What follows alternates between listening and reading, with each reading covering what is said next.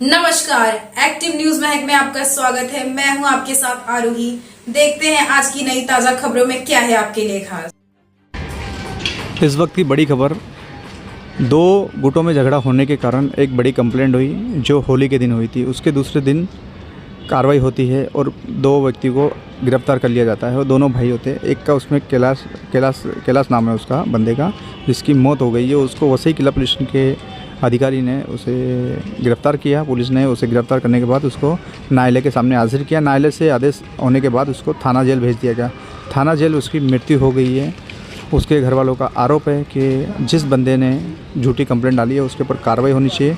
Police प्रशासन से जब हमने बात की तो पुलिस प्रशासन ने बोला जो दोषी है, जैसे हमने इनकी कंप्लेंट ली है, उसकी कंप्लेंट ली थी, वैसे इनकी भी कंप्लेंट लेंगे और आगे हम कार्रवाई करेंगे। आगे की वीडियो में देखिए जो स्थानीय लोग थे उन्होंने क्या कुछ कहा है, जो कांग्रेस के पदाधिकारी थे उन्होंने क्या कुछ कहा है और जो पीड़ित है उनके जो परिवार वाले उन्होंने क्या कुछ कहा है। अभी के लिए इतना ही। नमस्कार। मेरा नाम रमेश महादेव लाहंगे। आप यहाँ पुलिस स्टेशन में क्यों आए, क्या हुआ? मेरा बच्चा लोग दोनों जेल में लाया गया था, तो उसमें से एक थाना जेल में लेके गए ना, उधर उसका मौत हुआ है। लेकिन दूसरा छोकरा भी उधर ही है, उसके लेके आना है। तो यहाँ क्यों लाए थे उनको, क्या मामला था? थोड़ा सा झगड़ा हुआ था ऐसा ही कि होली के दिन ही हुआ था कि थोड़ा सा हाथापाई हुई और मेरे बहू ने उसके वो लड़की के ऊपर हाथ उठाया, तो ऐसा उसका मैक्सी फट गया था। तो उन्होंने उल्टा केस डाल के दूसरे दिन 10 साढ़े 10 बजे मेरे बच्चे लोग को उठाया। मेरे ऊपर भी नाम डाला था, लेकिन मैं कुछ नहीं किया था, छोकरे लोग भी कुछ नहीं किए थे। तो मेरा नाम कट करके मेरा बच्चा कैलाश को लेके गए, 2 नंबर बच्चा उसको भी लेके गए और मेरे को घर पे रख दिया। फिर ये मौत कब हुई, आपको कब मालूम पड़ा? कल शाम को 7 बजे फ़ोन आया था घर। आप लोग यहाँ जमा हुए, आपकी मांग क्या है? हमारी मांग ये है कि मेरा छोकरा मुझे मांगता है, दोनों बच्चे मेरे को इधर चाहिए, यानी कि उसमें से उसको अंदर डलवाओ जो किसने केस किया है। उसका नाम तो मालूम नहीं, लेकिन जिसने डाला है तो उसका नाम निकालो और उसको जेल में डालो। क्यों केस, आपको क्या लगता है केस आपके ऊपर फर्जी हुआ? खोटा का आरोप है ये तो कुछ नहीं, खाली मैक्सी फटी हुई थी थोड़ी सी, बस उतना ही। दूसरे छोकरानों के हाथ में नहीं, कुछ नहीं लगाया। नाव काय तुझं? लक्ष्मी. काय घडलं त्या दिवशी, काय घटना घडली होती आणि तुम्ही होते तिथे? नाही, पोरगी गेलेली त्यांच्या घरी, तिला ताडीमध्ये नशा काय दिलेली मला माहिती नाही आणि पोरगीमध्ये 2 तास बेहोश होती. तर आम्ही बोलायला गेली तिला, म्हटलं तुला काय दिलं, तर बोलते ताडी पाजली, पण त्याच्यामध्ये काय औषध दिलेलं मला माहिती नाही. पोरगीला फक्त विचारायला गेली आणि ती लागली शिवी घालायला मला, तर मी एक कानाखाली मारला आणि मॅक्सीला हात फाटली आणि ते बोलायला लागले का बोलते नवऱ्याने माझ्या अंगावरती हात टाकले. आणि ती बाई होती ना नाव देणारी, ते आमच्यामध्ये नव्हतीच भांडणं करायला. ती कधी आली माहिती पण नाही आम्हाला. आम्ही सगळं मिटलेलं, आम्ही आले घरी, त्यानंतर 1 वाजता जाऊन आमची नावाची केस केली. नंतर काय घडलं? नंतर बोलते का चॅप्टर केस टाकले त्यांच्यावरती, का नवऱ्याने हात टाकले अंगावरती. नंतर पोलिसांनी विचारला इकडे हमला काय घडला तो?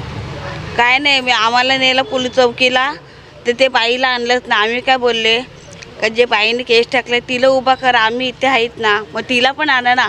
नाही, त्यांचं झालं आहे बोलते आणि आम्हाला काहीच दिलं ना लिहून तिथे, आणि ते बाईला आणलं पण नाही. आम्ही तिला पण उभा करा ना तिथे, काय झालं आहे काय नाही. आता तुमची मागणी काय? मागणी असं आमचं आहे का माझा मिस्टर तिकडे ऑफ झाला आहे, ते इथे मला आणून पाहिजे. माझा दीर पण तिकडेच आहे, जसं नेलं तसं पाहिजे. आणि आम्हाला बोलायला पण नाही दिलं, 5 मिनटं पण उभं नाही केलं नाही. पोरांना आम्ही समोर उभे होते, तरी पण पोलिस जबरदस्ती करून गाडी टाकून घेऊन गेले. कधीची गोष्ट आहे? शुक्रवारी, काय वार होता? शुक्रवार. त्या दिवशी संध्याकाळी 7ला घेऊन गेला. आम्ही अख्खा दिवस पोलीस स्टेशनला बसले. बोलते 4 वाजता सोडतोय, 7 वाजता सोडतोय, पण सोडलंच नाही. समीर भाई, क्या एक विषय ये भी निर्मल गांव का विषय आप आए साथ में, क्या? देखिए, होली के दिन 2 महिलाओं में बच्चों को लेके छोटा सा झगड़ा हुआ, लेकिन वो झगड़े को इस हिसाब से यहाँ पर कंप्लेन किया गया है कि जिनका वो झगड़े से कुछ संबंध नहीं था, ऐसे व्यक्ति के ऊपर यहाँ पर गुना दाखिल हुआ. बाद में उसको अरेस्ट किया जाता है, उसको कोर्ट के माध्यम से थाना जेल पहुँचाया जाता है, थाना जेल में उसकी मौत होती है. तो यहाँ पर ये सब संशयास्पद लग रहा है और हमने अभी इंस्पेक्टर सर से बात की है कि यहाँ इसमें कोई तो आदमी दोषी है, किधर तो गलती हुई है, तो वो गलती बाहर निकलनी चाहिए और दोषी व्यक्ति को सज़ा होनी चाहिए.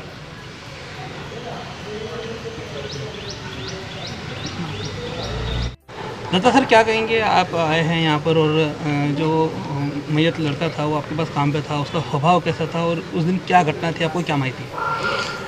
आज वो जो कैलाश लहांगे करके लड़का था, वो हमारे पास काम करता था. एकदम शांत स्वभाव का था, किसी से झगड़ा बिगड़ा वो नहीं करता था. लेकिन होली के दिन उनकी औरत का एक दूसरे औरत के साथ झगड़ा हुआ. कैलाश वो वहाँ गया था, लेकिन उसने किसी औरत को मारा नहीं, पीटा नहीं, कुछ नहीं. फिर भी उनका नाम FRI में डाल के उनको जेल में भेज दिया गया और अभी उनका वहाँ मौत हो गई है.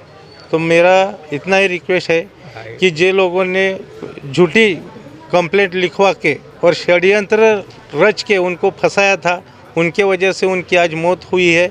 तो जिन्होंने खोटी कंप्लेंट लिखवाई है, उनके साथ में जो कोई षड्यंत्र रचने वाले हैं, उनके खिलाफ गुनाह नोंद करके उन पे कार्रवाई होनी चाहिए. आपको ऐसा क्यों लगता है कि षड्यंत्र है? क्योंकि जिनके साथ झगड़ा हुआ था, उनके साथ में जो कोई आया था कंप्लेंट लिखवाने, उनका रिकॉर्ड ही एकदम ख़राब है. 2 पैसे के लिए किसी के भी विरुद्ध में पुलिस स्टेशन में जाके गुनाह नोंदवाते हैं और निष्पाप लोगों को सज़ा दिलवाने का काम वैसे लोगों का है. उसके लिए हमको लगता है कि ये षड्यंत्र रच के ही ये बच्चों को फंसाया गया था. शशि सर, क्या कहेंगे? एक सामाजिक कार्यकर्ता होने के नाते आप इस मामले को किस तरह से देखते हैं? बहुत दर्दनाक घटना है. कैलाश लहांगे हमारा ही एक साथी है. वो दत्ता जी के यहाँ काम भी करते थे और आदिवासी एकता परिषद का साथी भी था. और एक झूठे केस में, झूठे मामले में उसको और उसके भाई को फंसाया गया.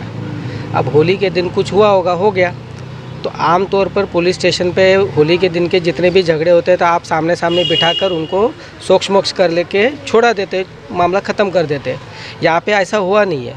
यहाँ पे दूसरे दिन गुनाह की नोंद की गई है.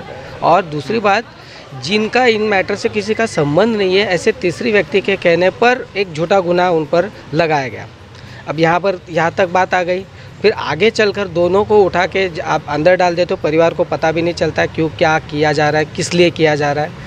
और अब चूँकि वो प्रशासन के ताबे में है, कब्जे में है, पुलिस प्रशासन के कब्जे में है, वहाँ से उनको अगर जुडिशियल कस्टडी मिली है तो सरकार की, प्रशासन की जिम्मेदारी बनती है उनके सिक्योरिटी की. तो थाने जेल में जो हुआ है उसकी पूरी जिम्मेदारी प्रशासन के ऊपर आती है.